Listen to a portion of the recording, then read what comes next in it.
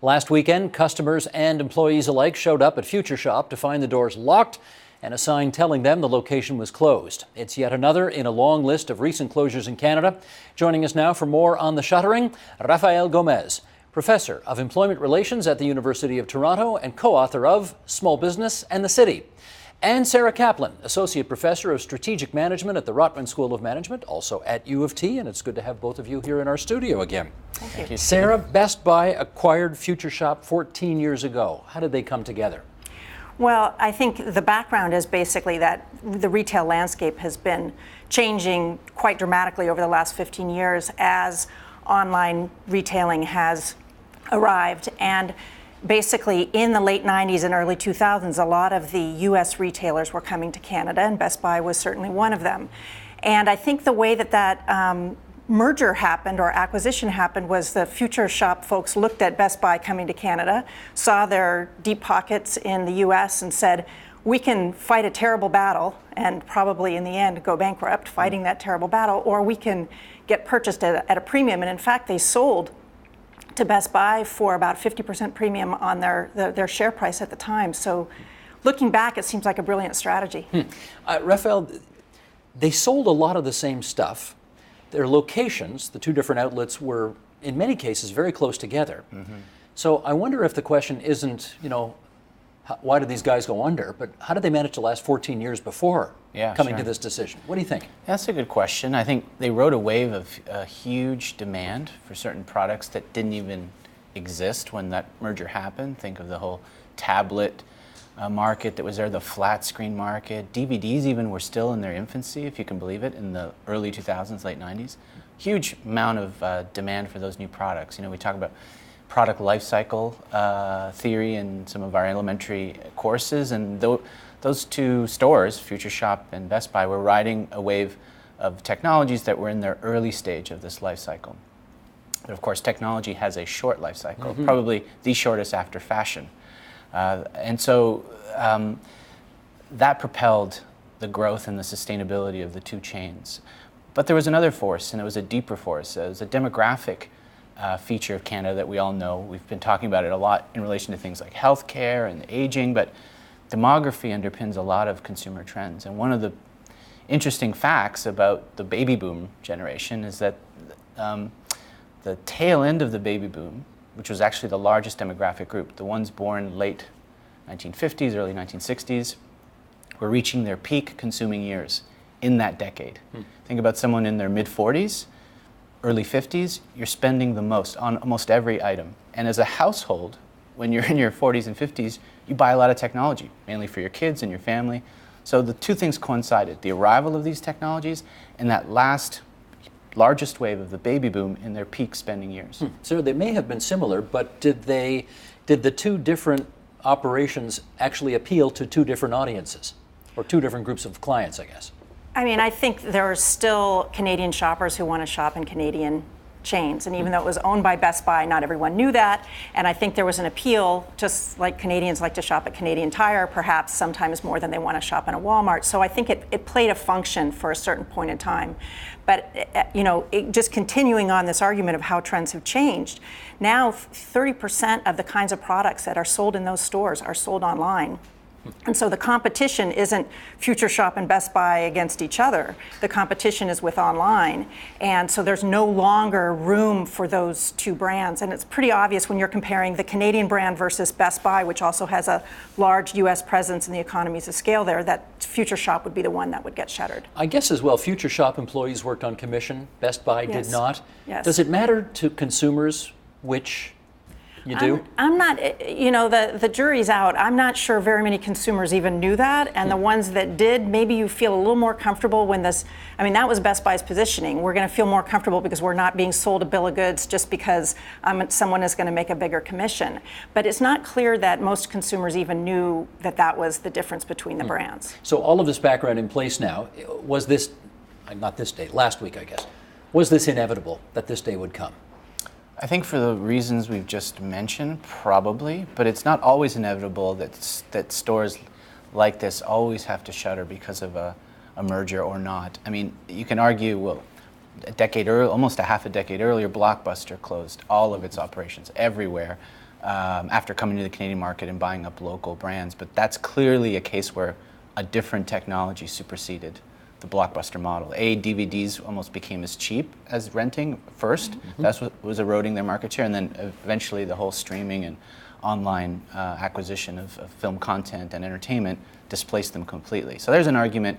You can see technology destroying a new technology destroying an old one. But clearly there's still a retail market. People still go out and buy things regardless of what they're buying inside the store. That can change. And I'm a little skeptical of this argument that every merger is inevitable and that every closing is inevitable. I don't buy it. In some countries, they enforce regulatory standards so that they ensure there's more competition than would otherwise occur if actors, private actors, were allowed to merge and close. So we're talking about disruptive technology that changes the nature of how retailers retail. Are there goods that are immune from this kind of disruptive technology that we've seen in the case of Blockbuster or in the case of the two companies we're talking about tonight? Well, if you think about online retailing, certainly the most disrupted so far have been the DVD, which now people don't even buy DVDs, they just stream. So that technology, electronics, those are pretty easy to buy online. You would think something like mattresses, say, would be the one that would be the most immune. Everyone wants to go try a mattress. You got to lie on a mattress before you buy it, that don't would you? be the theory, right? You'd think so. You'd think so, but this is the latest industry that is being disrupted with online, where people are shipping mattresses in tightly packed in boxes that you just open up and fluff up and put into your home. And Come on. in New York City, Really? there's actually bicycle delivery people who will deliver the mattress to your home. So even in an area where you would think would be the least prone to disruption, we are already seeing online disrupting in that domain as well. So I want to slightly disagree that it's not that things are inevitable, but I think we have to recognize that that retailing is going through a radical transformation, that it is not going to be the place where people necessarily go and buy things. It's going to be the place where people go and experience things, where there's going to be interaction, and they may still buy online, and it could be the retail stores are for experience and as distribution centers. And so the old model of retail is already basically gone, and the stores that are there are going to have to provide a very different function. And I think that's the process that Best Buy is going through right now. And part of closing the future shops is part of that transformation for them. You know, there would have been a time, I think, maybe, 25, 30 years ago, where if this kind of thing had happened, people would be screaming bloody murder. The newspapers would be after it. They'd be talking about a lack of competition. They'd be demanding the government get involved and do something, pass regs, come to the aid of. I mean, we saw this with book publishing certainly 30 years ago in this country. That doesn't seem to have happened this time. How come? Well, I think there's a lot of reasons. First of all, we went through that phase in the early 90s. That wave of downsizing was unprecedented, especially in Ontario and Canada generally. And the second point is more practical. It's like you need a constituency. Each individual in the Future Shop family that's lost its job feels it. But where's the collective voice advocating on their behalf? It's not there. Unionization used to provide that, and unions as a collective voice were the ones usually to use the words you just said, scream bloody murder, and ask for a better way of either announcing a closure like this. Although in the case of book publishing, it was yeah. the people who owned the presses, not worked the presses, who were the ones Yeah. screaming bloody murder at the time as well. Is there any point in even talking about whether or not we should have more government regulation against mergers nowadays in order to, save the jobs, whatever? Is that ship sailed? If the argument is to save jobs, then I don't think that's the right argument. I think that what we're seeing is a transition that's being driven by technology, driven by modernization, and those jobs are, there's 1,500 jobs, part-time and full-time, that have been lost with this closing.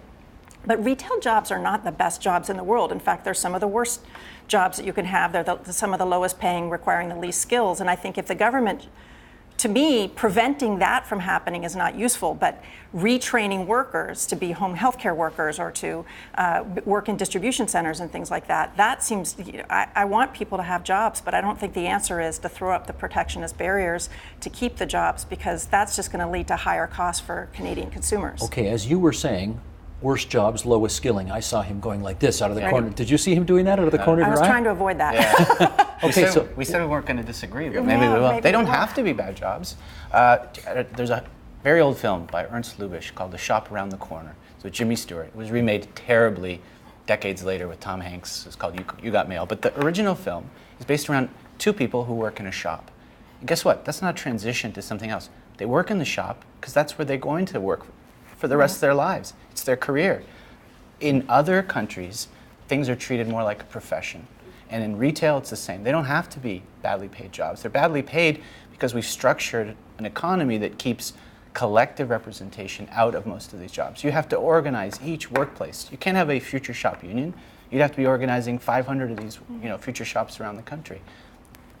Better working conditions are possible in every job. Well, if people are prepared to pay twice as much as they're paying right now for a flat screen. I think this is part of the problem, this idea, and I don't want to be this big pro-corporate type person, but on the other hand, when we think of, this was true in the grocery industry, it used to be all mom and pops, and people were paying 30 to 40% of their total income for groceries. And grocery chains came in with the economies of scale and efficiencies, and now groceries are less than 20% of people's income. So, and they may put mom and pop out of business. And they have, and that has been the big outcry. Certainly Walmart, Target, and those other big box stores, one of the big complaints, just as it was for the great A&P 100 years ago when it became the first big retail chain, the big complaint is that they put mom and pops out of business. I don't think labor organization is going to help mom and pops. I think that the mom and pops have to provide something that can't be provided by the economies of scale that can be achieved by these other kinds of companies. Like the experience you talked about. Yes, exactly. Go ahead. Just another question here, which is economies of scale are just that, up to a point, and at which point they become diseconomies of scale or become anti-competitive is a job that we always have to be vigilant about. Right. You asked earlier a very good question. Is every industry up for grabs? Should we allow every merger to happen because two parties want to? Of course not. Right. Banks were desperately trying to merge in the late 90s and early 2000s. Here in Canada, thankfully they were stopped because we saw the results of those mega mergers. So I'm sorry, there is a role for regulatory bodies to step in and say, here's an industry that is still growing, still profitable, does not necessitate this level of concentration. Concentration in mergers produce fewer jobs initially and eventually produce higher prices. So no, we need to foster independent business and local investment. He certainly made a case where the banks did not present their plan. I think it was to Finance Minister Paul Martin at the time. Yeah, they did not. They didn't give him a heads up. They just announced it. He came in there and said, forget it. This is not going to be good for consumers. But could you make the same argument in the case of Best Buy and Future Shop here, that somehow government needed to step in and stop this? In 2001, because that's when the merger happened. I guess that's right. Right, because it wouldn't be now. No, I mean, they're not now. competitors in the sense that they did they were two competing brands, but within the same family umbrella. I think, when you think about competition, you have to think about who is in the competitive set. The decision in 2001, that's already been made. We're now in 2015. The question is, who's the competitive set in retail? And right now, that also includes Amazon, and it didn't used to. Mm-hmm. And if we add Amazon into the mix, then we have a very different story about who's selling electronics and and what are the options for the consumer. And I think the argument for Future Shop and Best Buy to be together is that, in fact, physical retailing is on the decline. And in a declining industry, you can either waste all your resources trying to survive, or you can get as efficient as possible and release the rest of the capital to the economy to do something else with it. And in my view, I've written about this, the idea of creative destruction, is that nothing lasts forever. And the worst thing you can do is hold on too long, because that wastes resources. And what we should be doing is those resources should be plowed back into the economy for retraining, for creating new businesses. Now, I don't know, maybe mom and pops, but maybe also just companies that create better jobs than retail jobs. So you're a disciple of, is it Joseph Schumpeter? Yes, I'm a Schumpeterian, yes. Schumpeterian, creative destruction. Okay. Yes.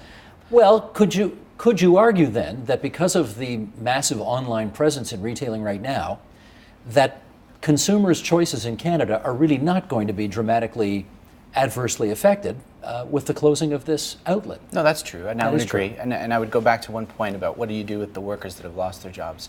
There's a very interesting set of policy tools that we haven't really fully explored that have been talked about. But obviously they'll collect EI, but we've seen that people who are off a job for a long time find it harder to re-enter the labor market, especially veteran employees and employees with a lot of experience. So there's a proposal called wage insurance, which would essentially allow someone to take a job that pays them less right now. And you could think of them moving to retail jobs that aren't part of larger chains, which do pay less.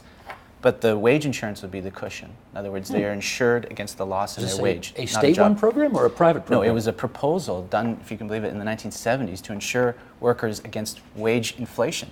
They would sign contracts, usually collective agreements that would last 5 years, but the inflation rate would erode their money. So to get them to not go on strike and keep working, there was this proposal to allow for wage insurance. You're floating it again today? I'm floating it again, yes. Well, it's not just me, but other researchers. Who are you looking to pick up on this? Federal governments, the EI plan that has a huge surplus and could redirect some of that money into a proposal like this. It's not too different from the income earned tax credit, low wage tax credit. Something in the United similar. States, okay, we've got a few minutes left here. I want to go through like people just showed up and they discovered there was a sign on the door and that their careers were over in this store. I mean, is that the way it usually happens? I think most of the time that is the way it has to happen. Would you agree that's not a great way to break news to people? It is not a great way to break news to people. It's a very difficult way to break news to people. It's not the way that you would want. On the other hand, the companies have a responsibility that says that the shareholders have to find out at the same time as you can't have, if the information was shared inside, it would probably leak and adversely affect their fiduciary responsibility. So they are in some ways legally constrained to do it that way, even though it is draconian. And the best thing they can then do is really ramp up their communications afterwards.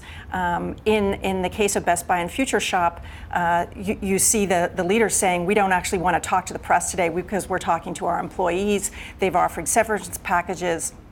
Interestingly, all the managers of the stores, even that are going to be closed, have kept their jobs. So the higher wage jobs are staying. And the lower wage jobs, including a lot of the part-time jobs, they are going to get some severance. And I just looked, Best Buy on their webpage is hiring, had been even the day before the announcement, hiring for 300 positions. So there's 300 positions at least to be filled. That some of the fired people will be up for. Yeah. Is there a better way to do this than just showing up at work and finding a padlock on the door and a sign saying you're out of work? Yeah, it would take a few changes. For example, there are mass layoff triggers. If you're going to announce a mass layoff, you're supposed to give notice, and in lieu of notice, you have to give severance. So that's protection that every worker at a minimum has. If you have a collective agreement, of course, you can enshrine in the collective agreement more warning or more pay in lieu of that warning. But a better proposal, but one, and this is pie in the sky thinking because it requires different institutional adjustments, but is a system of co-determination. You mentioned if at the board level, you know, but you can't let anyone else know because if once workers, the shareholders know. The way in Germany they solve this is they put a worker representative on the board so that you get away from this problem of the information not flowing to two parties. They are part of decision making. And often employees can be very creative. Maybe they could have, if they would have been dialoguing with their employees, they might have found ways of keeping these stores open and alive for a lot longer. Albeit if the trend line in a Schumpeterian world of destruction is down, it's about whether that's a coast this way, this steep, or it's a gradual one. I got about a minute left here. Let me see if we can tackle this one last thing. I don't mean this to sound as ridiculous as probably a lot of people are going to think it's going to sound. When the auto industry in this country got into a whole heap of trouble, the government basically came in, Government of Canada, Government of Ontario came in, they bought the companies, right? GM and Chrysler, and then got them back on their feet and then sold their shares, and here we go. They saved a hell of a lot of jobs. Is that an option or a template for what happened in this situation here? I don't think so. I think the government can't be saving every company that needs to and should go bankrupt or go out of business. I completely agree that there should be more protections for workers than there are. I think within the constraints that they're facing, they're doing a reasonable job.